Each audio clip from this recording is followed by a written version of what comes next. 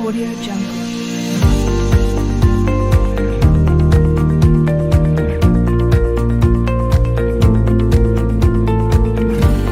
Audio Jungle.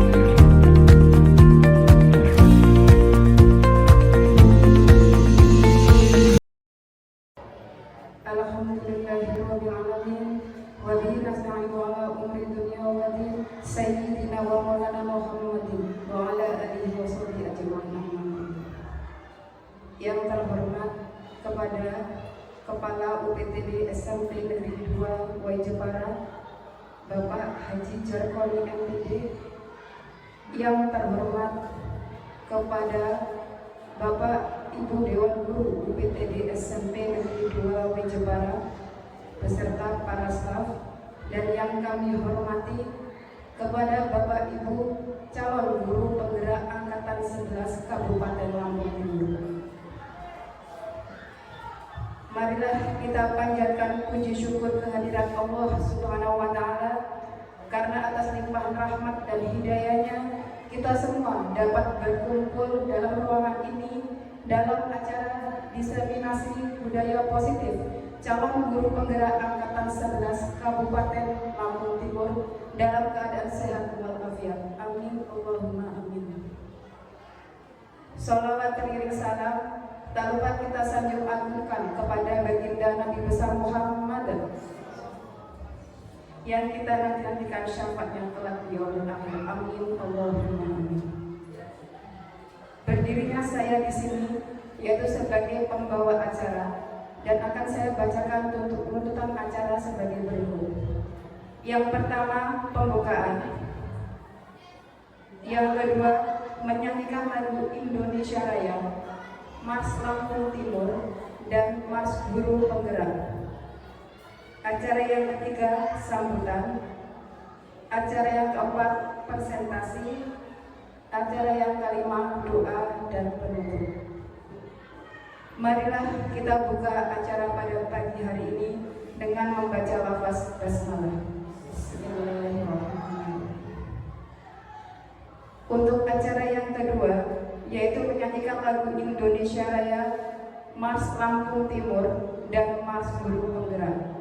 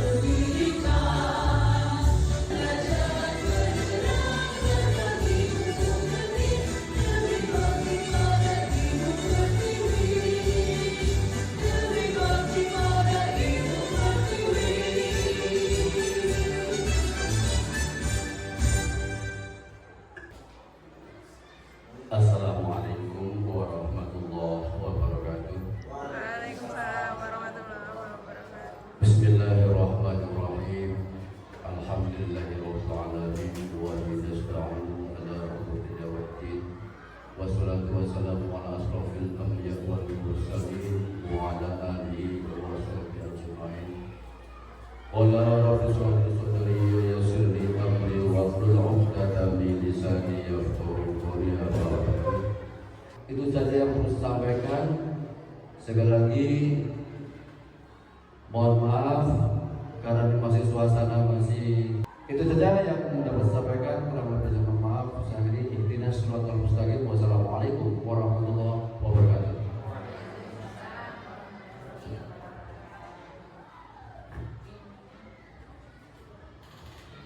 Diucapkan terima kasih. Untuk acara selanjutnya yaitu presentasi calon guru penggerak dengan tema diseminasi budaya positif. Kepada Bapak Ibu guru calon penggerak, waktu dan tempat dipersilakan.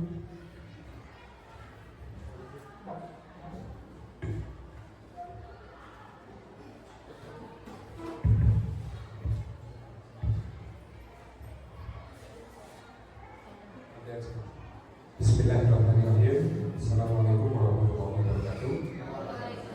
Tarabikun. Kepada yang terhormat Bapak Kepala UPTD SMP Negeri 2 Wajibara, Bapak Haji Jarkoni MPD, kepada Bapak Wakil Kepala Sekolah, Bapak Bani, dan Bapak Ibu guru hebat yang hari ini hadir, mohon izin saya mengawali pembukaan untuk diseminasi budaya positif ini. Terima kasih atas kehadirannya. Sebelum saya mempresentasikan materi awal, saya mohon kepada Bapak Ibu untuk kita sejenak sedikit terlebih dahulu. Jadi biar suasananya mencair, Bapak Ibu saya mohon untuk nanti mengikuti aspek ini. Jadi aspek ini seperti ini. Baik, kita coba saja ya. Tepuk satu kali. Kurang keras. Tepuk satu kali. Belum sarapan. Oke, sambil berdiri aja.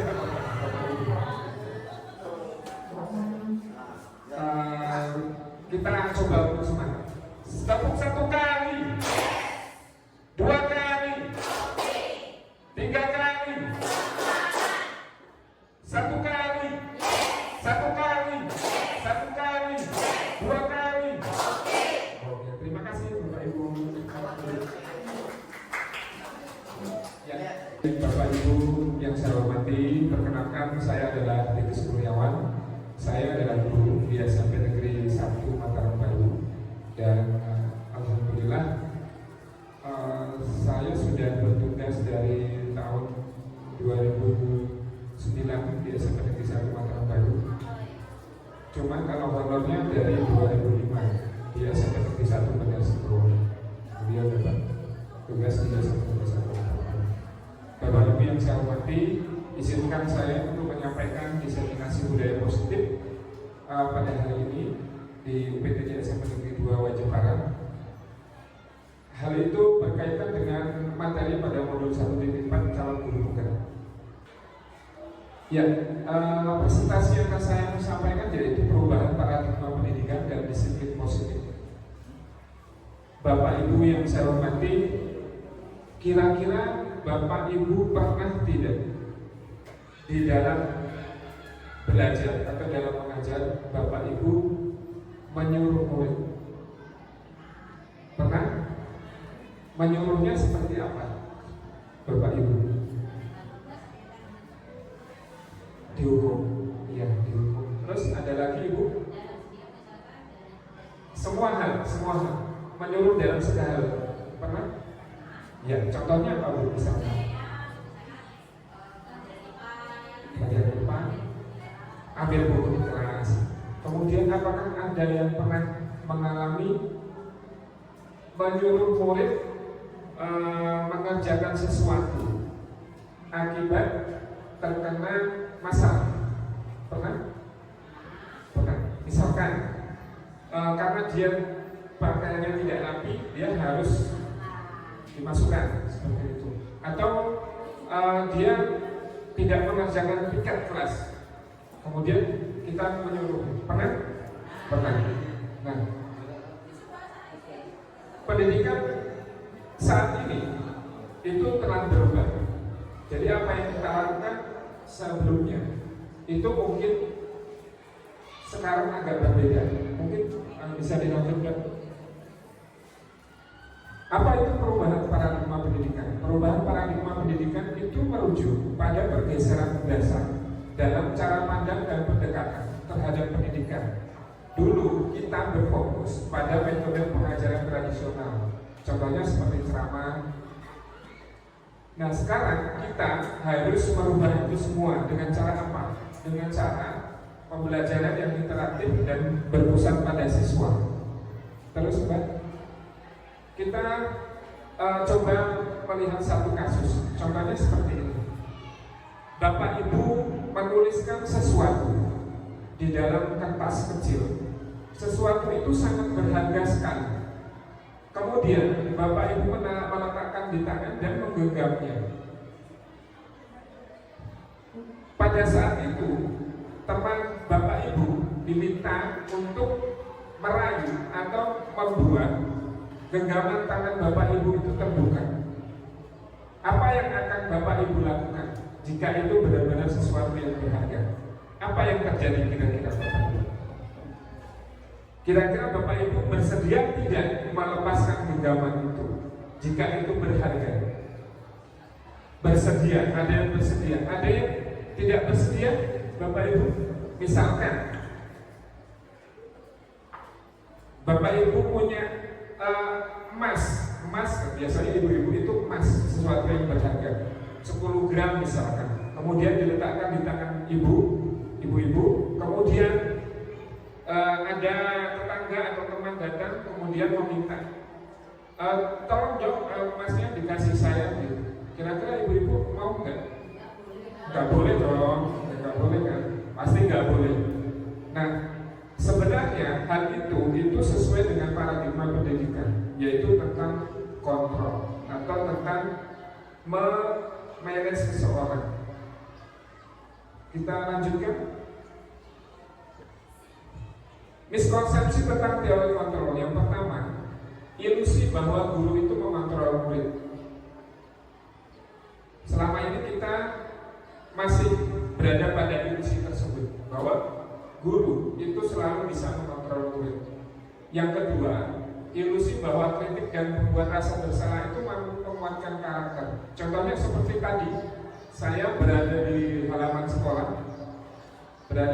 sekolah, kemudian ada anak yang bajunya tidak dimasukkan, dan saya mendengar ada ibu yang menegur, itu bajunya dimasukkan.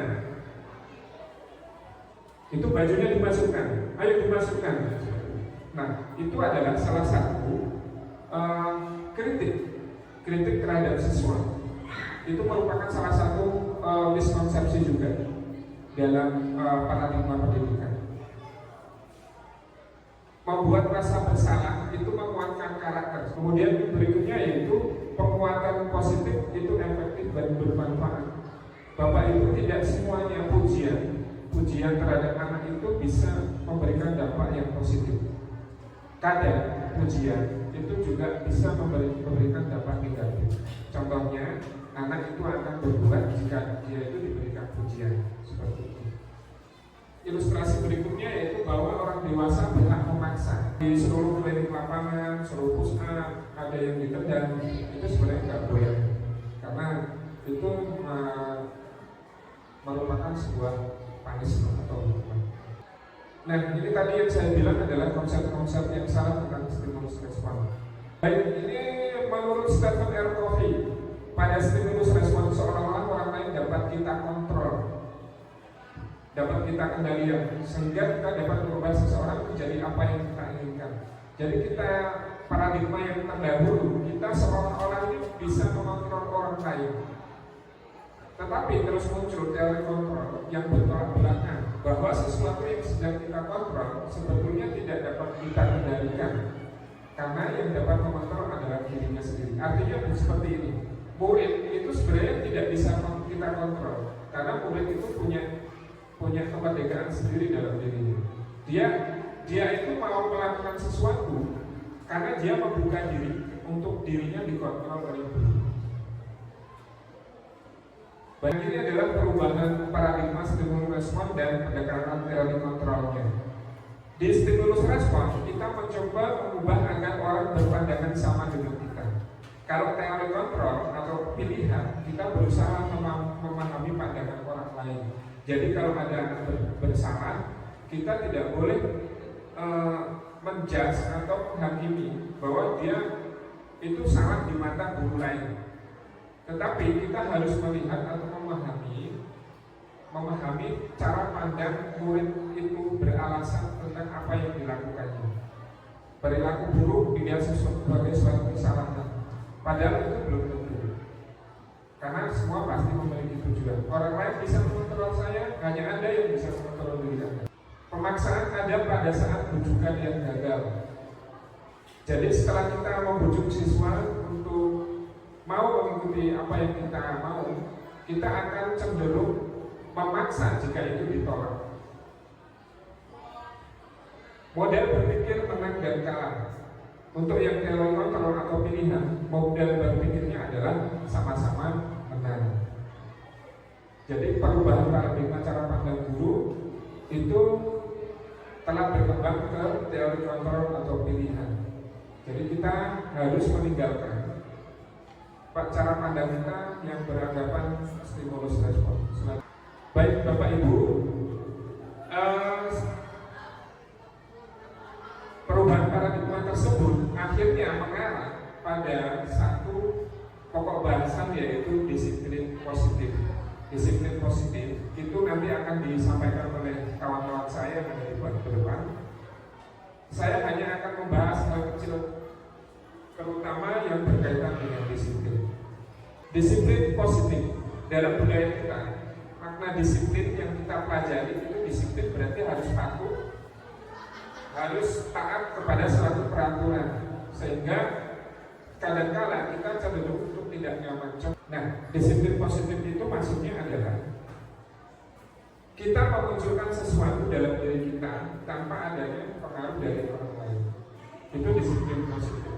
Artinya kita mengelola sendiri dan kita yakin bahwa apa yang kita lakukan adalah suatu kewenangan dalam diri kita. Disiplin yang ada salah satunya yaitu disiplin diri yang mampu mengontrol perilakunya dalam kesadaran dan bertanggung jawab atas tindakannya sebagai wujud menghormati diri sendiri dan orang lain. Pendekatan disiplin positif tidaklah tentang anak atau peserta didik secara langsung, tetapi dengan diri dan cara kita sendiri sebagai orang tua, guru atau orang dewasa yang memberikan dampak dan pengaruh positif. Baik Bapak Ibu, mungkin dari saya tidak banyak menyampaikan untuk materi, nanti akan disambung oleh kawan-kawan dari saya tutup dulu. Saya akhiri. Assalamualaikum warahmatullahi wabarakatuh.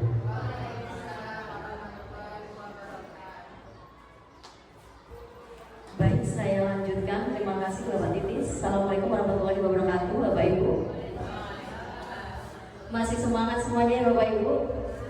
Semangat semuanya, terima kasih. Oke, sekarang saya akan lanjutkan presentasi. Jadi tentang motivasi perilaku manusia. Motivasi perilaku manusia itu contohnya adalah untuk menghindari ketidaknyamanan atau hukuman dan untuk mendapat imbalan atau penghargaan. Kemudian kedua contoh tersebut termasuk tentang motivasi eksternal. Dan selanjutnya contoh untuk menghargai diri sendiri itu termasuk motivasi internal. Oke, selanjutnya menurut Ki Hajar Dewantara, merdeka itu artinya adalah tidak hanya terlepas dari perintah, akan tetapi juga cakap buat memerintah diri sendiri. Nah, selanjutnya untuk keyakinan kelas. Nah, di sini Bapak Ibu, untuk keyakinan kelas itu bisa kita terapkan di kelas kita masing-masing. Untuk wali kelas itu bisa kita membuat dengan persetujuan kepada peserta didik, Bapak Ibu semuanya. Kemudian kita tanyakan kepada peserta didik itu keyakinan kelas bagaimana, perjanjian yang seperti apa yang akan kita buat atau akan wali kelas buat. Kemudian persetujuan kepada peserta didik itu bisa ditulis di karton kemudian ditempel. Nah, contohnya nanti bisa saya sampaikan. Kemudian untuk guru kelas itu bisa juga memberikan contoh tentang keyakinan kelas itu, menyampaikannya sebelum pembelajaran ya. Sebelum pembelajaran dimulai itu Bapak Ibu bisa menyampaikan keyakinan kelasnya agar pembelajaran semuanya bisa berlangsung dengan baik dan lebih bermotivasi kepada peserta didik. Nah, di sini untuk keyakinan kelas, bentar Pak. Untuk keyakinan kelas, nah mengapa, untuk pertanyaannya, mengapa tidak peraturan saja?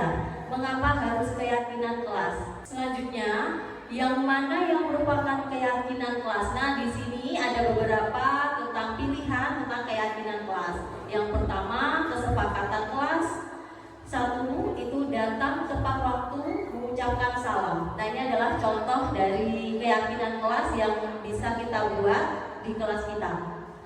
Datang tepat waktu, mengucapkan salam, kemudian menjaga kebersihan kelas, aktif dalam pembelajaran.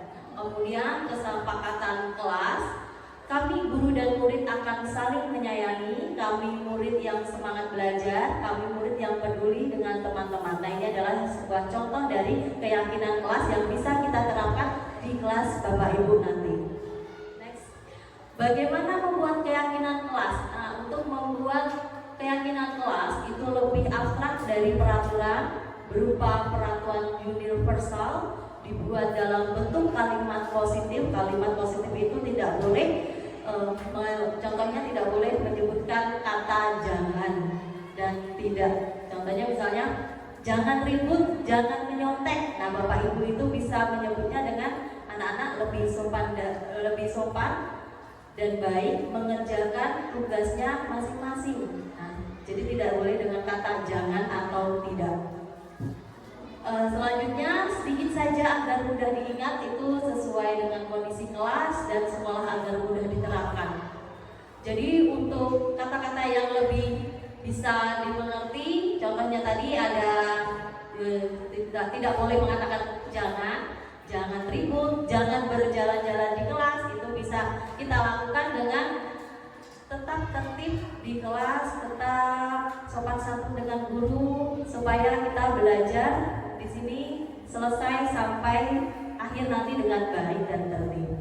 Next, Pak Titis.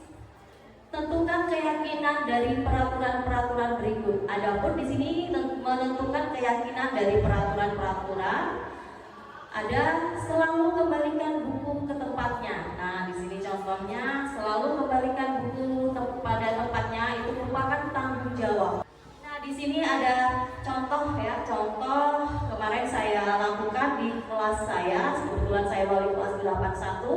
Saya terapkan di kelas saya untuk melakukan atau membuat keyakinan kelas. Yang pertama itu saya melakukan berdiskusi mengenai peraturan. Selanjutnya adalah foto, contoh merumuskan peraturan menjadi keyakinan. Kita harus meyakinkan anak-anak semuanya yakin bisa kita terapkan nanti di kelas. Nah, ini ada contoh fotonya. Kemudian hasilnya menempelkan keyakinan kelas yang disepakati. Hasilnya kita tuliskan di sebuah kantor, kemudian kita tempelkan di kelas kita. Baik Bapak Ibu semuanya, terima kasih. Selanjutnya presentasi akan diteruskan oleh Ibu Sri. Baik, terima kasih atas waktunya. Assalamualaikum warahmatullahi wabarakatuh. Salam kenal untuk Bapak Ibu semuanya yang ada di sini. Salam semuanya, selamat pagi. Terima kasih atas waktunya dan mohon izin saya akan menyampaikan presentasi selanjutnya. Itu adalah tentang hukuman dan penghargaan yang sering kita terapkan di sekolahan. Itu biasanya adalah tentang hukuman, penghargaan, dan nanti ada konsekuensi. Dan di sini ada sebuah kasus ketika ada Ibu Anas. Di sini ada kegiatan pemantiknya dan ada kasusnya. Langsung saja, Iva kurang menguasai pelajaran matematika, sehingga pada saat pelajaran tersebut berlangsung, dia lebih banyak berdiam diri atau menggambar di buku pelajaran. Nah, pada saat guru matematikanya Pak Seno menanyakan pertanyaan, Iva menjadi gugup dan tak sengaja menjatuhkan tasnya dari kursi, serta tiba-tiba menjadi gagap dan saat berupaya menjawab. Seluruh kelas pun tertawa melihat perilaku Iva yang bicara tergagap dan terkejut tersebut. Pak Seno pada saat itu membiarkan teman-temannya Iva menertawakan Iva yang tergagap dan malu luar biasa, dan malahan minta Iva untuk maju ke depan dan berdiri di depan kelas sambil menunjuk hidungnya karena tidak bisa menjawab dari pertanyaan Pak Seno. Kelas semakin gaduh dan anak-anak pun tertawa melihat Iva di depan kelas memegang ujung hidungnya. Nah, dari kasus tersebut di situ ada pertanyaan pematik, dan nanti Bapak Ibu semuanya di sini akan saya meminta untuk memberi tanggapan. Nah, yang pertama, apakah Anda setuju dengan tindakan Pak Seno terhadap Iva dan mengapa? Menurut Anda, tindakan Pak Seno terhadap Iva adalah sebuah hukuman atau konsekuensi, dan mengapa? Tindakan pertama beliau adalah menanyakan sesuatu kepada pertanyaan tentang mungkin matematika kepada Iva. Maka menurut saya tindakan itu cukup baik karena tujuannya saya yakin untuk menarik perhatian Iva dalam hal ini, karena Iva tidak perhatikan. Tindakan kedua adalah tindakan Pak Seno membiarkan teman-temannya untuk menertawakan. Tindakan ketiga, Pak Seno menyuruh Iva maju ke depan kelas. Maka ketika ditanya Anda setuju atau tidak, kalau untuk tindakan pertama saya sangat setuju, karena itu salah satu cara mungkin bagi Pak Seno untuk menarik perhatian Iva. Yang kedua, saya kurang setuju, jelas kelas menjadi gaduh. Terus gaduhnya juga menurut saya lebih ke arah negatif. Tindakan ketiga itu hukuman yang justru menjadi lebih gaduh, jadi pasti saya juga tidak setuju. Oke, terima kasih untuk Bapak, jawaban yang sangat luar biasa. Kalau menurut kasus tersebut, itu adalah tindakan Pak Seno itu merupakan sebuah hukuman. Jadi hukuman itu adalah bisa dikatakan sesuatu tindakan yang secara langsung dan tidak memikirkan hasil nantinya. Selanjutnya ada kita akan membahas tentang kebutuhan dasar manusia. Jadi ada 5 kebutuhan dasar manusia. Yang pertama itu adalah bertahan hidup.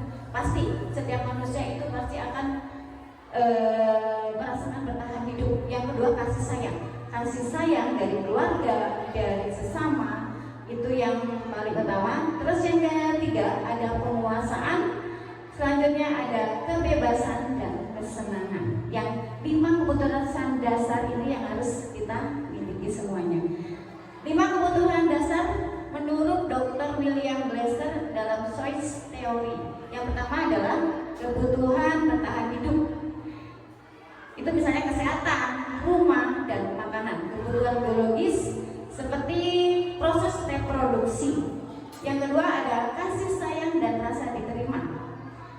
Kebutuhan untuk disayangi dan diterima meliputi kebutuhan akan hubungan dan koneksi sosial. Selanjutnya, penguasaan.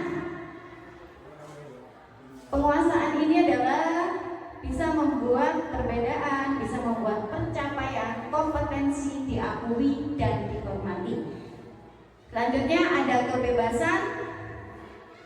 Anak-anak dengan kebutuhan kebebasan yang tinggi menginginkan pilihan, mereka perlu banyak bergerak, suka mencoba, tidak terlalu berpengaruh terhadap orang lain, dan senang mencoba hal baru dan menarik. Selanjutnya ada kesenangan, kebutuhan untuk merasa senang, kebutuhan untuk mencapai kesenangan, bermain, tertawa, dan kenikmatan apapun betapa menyajikan. Itu menghubungkan antara kebutuhan akan kesenangan belajar bagi peserta didik. Baik, terima kasih, dan materi selanjutnya akan dipresentasikan oleh Bu Nur Aini. Pada Bu Nur, dipresentasikan. Baik, terima kasih Ibu Sri Wahyuningsi. Mohon izin Bapak Ibu, saya untuk melanjutkan presentasi. Sebelumnya saya awali. Assalamualaikum warahmatullahi wabarakatuh. Baiklah, di sini saya akan menyampaikan yaitu materi tentang posisi kontrol seorang guru. Jadi posisi kontrol seorang guru itu ada 5. Yang pertama adalah penghukum, yang kedua membuat merasa bersalah, yang ketiga sebagai teman, dan yang keempat pemantau, dan yang kelima adalah sebagai manajer. Dari kelima posisi kontrol ini sering kita lakukan. Saya sendiri awalnya sebelum memahami dari materi dari guru penggerak ini, saya sendiri mengalami dari kelima kontrol ini. Yang pertama yaitu penghukum. Kemudian yang kedua di sini adalah membuat merasa bersalah. Kemudian yaitu sebagai teman. Kemudian yang keempat yaitu pemantau. Kemudian yang kelima yaitu sebagai manajer. Jadi ternyata dari kelima posisi kontrol guru tadi yang paling bagus dan wajib kita miliki yaitu kita sebagai posisi kontrol manajer. Yaitu di sini dikatakan guru berbuat sesuatu bersama murid, mempersilahkan murid mempertanggungjawabkan perilakunya dan mendukung murid agar dapat menemukan solusi atas permasalahannya sendiri. Kemudian posisi manajer mengacu pada restitusi yang dapat menjadikan murid sebagai manajer bagi dirinya sendiri sehingga tercipta di identitas positif atau berhasil pada diri murid. Karena kita di sini adalah posisi kontrol sebagai manajer, maka dalam melaksanakan solusi dalam sebuah permasalahan ada yang dikenal dengan segitiga restitusi. Itu suatu proses dialog yang dijalankan guru atau orang tua agar dapat menghasilkan murid yang mandiri dan bertanggung jawab. Segitiga restitusi tersebut terbagi menjadi yang pertama yaitu menstabilkan identitas, kemudian validasi tindakan yang salah, kemudian menanyakan keyakinan. Yang pertama yaitu menstabilkan identitas. Berdasarkan prinsip membuat kesalahan adalah bagian dari proses pembelajaran. Validasi tindakan di sini yaitu berdasarkan prinsip setiap perilaku berupaya memenuhi suatu kebutuhan tertentu. Guru akan bergeser dari pemikiran stimulasi respon menjadi proaktif. Kemudian mengenali dan mengakui kebutuhan murid akan memperbaiki hubungan dengan murid. Kemudian yang selanjutnya yaitu menanyakan keyakinan. Di sini yaitu murid akan diberi pertanyaan bermakna untuk memunculkan motivasi secara intrinsik, yaitu mampu mengaitkan keyakinannya dengan tindakan yang salah. Mungkin itu saja yang bisa saya sampaikan Bapak Ibu. Kurang lebihnya saya mohon maaf dan saya akhiri. Assalamualaikum warahmatullahi wabarakatuh. Diucapkan terima kasih kepada Bapak Ibu guru calon guru penggerak yang telah mempresentasikan atau memberikan kita ilmu tentang diseminasi budaya positif agar kita menjadi guru yang bergerak, tergerak, dan menggerakkan. Ucapkan terima kasih. Dan untuk acara yang terakhir yaitu penutup, marilah kita tutup acara pada pagi dan siang hari ini dengan membaca lafaz hamdalah. Saya sebagai pembawa acara mohon maaf bila ada kesalahan dan kepada Allah saya mohon ampun. Saya akhiri, wassalamualaikum warahmatullahi wabarakatuh.